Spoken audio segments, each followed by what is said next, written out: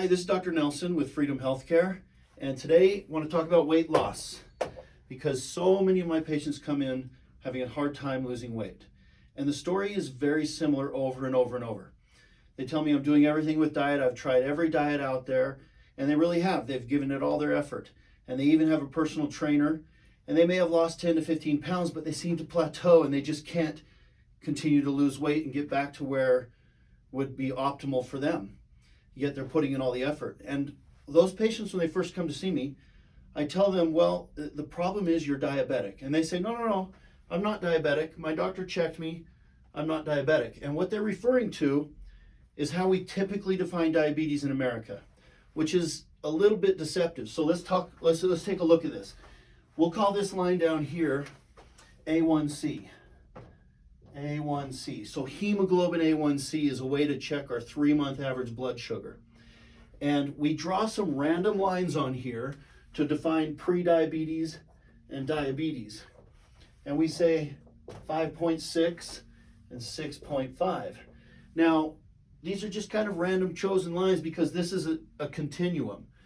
But we say that everything below 5.6 is normal, and everything between 5.6 and 6.5 is pre-diabetes, and then we say over 6.5 is diabetes mellitus.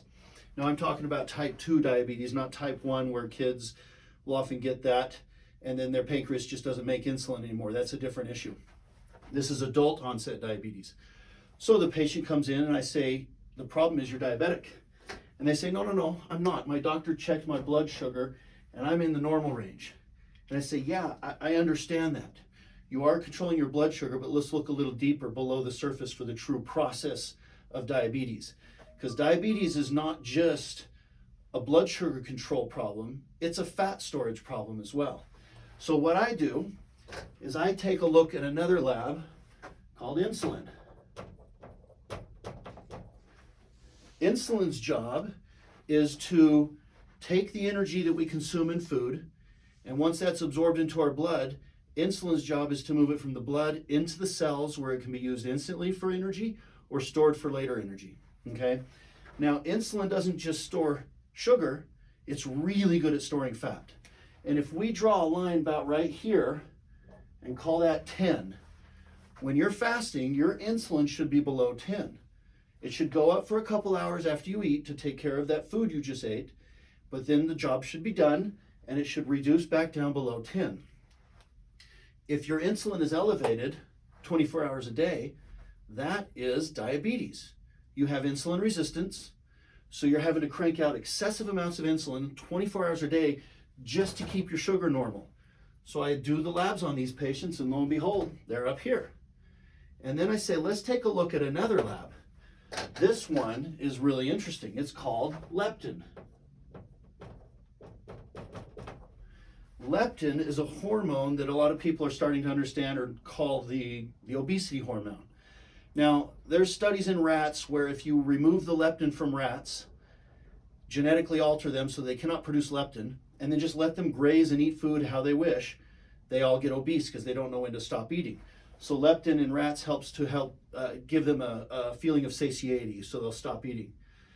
And then if you inject half those rats with leptin and half just let them keep going, the ones you inject with leptin will get skinny because they know when to stop eating. But in humans, it's a little different. We're not quite acting like rats. When our leptin is elevated, I mean, we need some leptin, and it does have something to do with satiety, but when our leptin is elevated, that is a full-on sign of insulin resistance and fat storage mode. And so when I see a leptin above around 15 to 20, that's kind of a tipping point. You get up above those numbers and your body is in fat storage, insulin resistant, diabetic mode. So I take this patient, I show them, I say, look at that, boom, your leptin is up there. This is the disease process of diabetes. Unfortunately, this is how we define it in America. Now, we can wait 5 years and this patient will get worse and worse and worse until they finally creep up to prediabetes. And then we say, oh my gosh, you're pre-diabetic, you gotta watch out. And then we wait another 5 or 10 years until everything gets worse and worse and worse. And then we say, oh my gosh, you're diabetic. But the fact is, we can see this problem 10, 15 years before you ever get here. And at Freedom Healthcare, all of our providers are trained in knowing how to take care of these kinds of problems and how to look for these. So this is the patient, and I show them, look, you're diabetic. Yeah, you're controlling your blood sugar, but you're working way too hard to do it. So let's just take a quick example of another patient before I talk about how to fix this. Every once in a while, I'll get a patient who's just got amazing genetics, but they've got a horrible A1C. They come in there and they're way high. They're way up in the diabetic range. They're super skinny, but they eat whatever they want. When I measure their leptin and their insulin, they're rock bottom. They do not have diabetes, yet their blood sugar is in diabetic range, and they're starting to get diabetic retinopathy, neuropathy, poor healing, poor circulation, and it's all self-induced. This is the patient who's genetically amazing, but they eat Twinkies for breakfast, cupcakes for lunch, chocolate shakes for snacks, and they drink soda and never water. Okay, so it's 100% self-induced diabetes when it's not actually the disease process. So let's talk about the average American. Most people with the average American diet, with the amount of sugar and sweeteners in our diet, their bodies are more than willing to be like this. Not everybody is as genetically blessed as that. So we feed ourselves a little sugar, our body's like, cool, I'll be diabetic, yeah. So the patient, though, that we're talking about at first, they come in here, they've been doing diet and exercise and diet and diet and diet, and they just can't budge any further. So I show them these labs and I say, let's fix this down to here. And that's really easy. First of all, you have to take a look at hormones. Obviously something's wrong, and these patients are usually mid-40s, sometimes a little younger, early 40s, occasionally even younger, but it gets worse as we get older. And part of the reason is our hormones decrease as we age. Now there is a range of normal. That normal range is everything you see in a standard American between 18 and 100 years old. So if that's normal thyroid, you'll find a patient like this, that their thyroid is normal, but it's way at the bottom end of normal.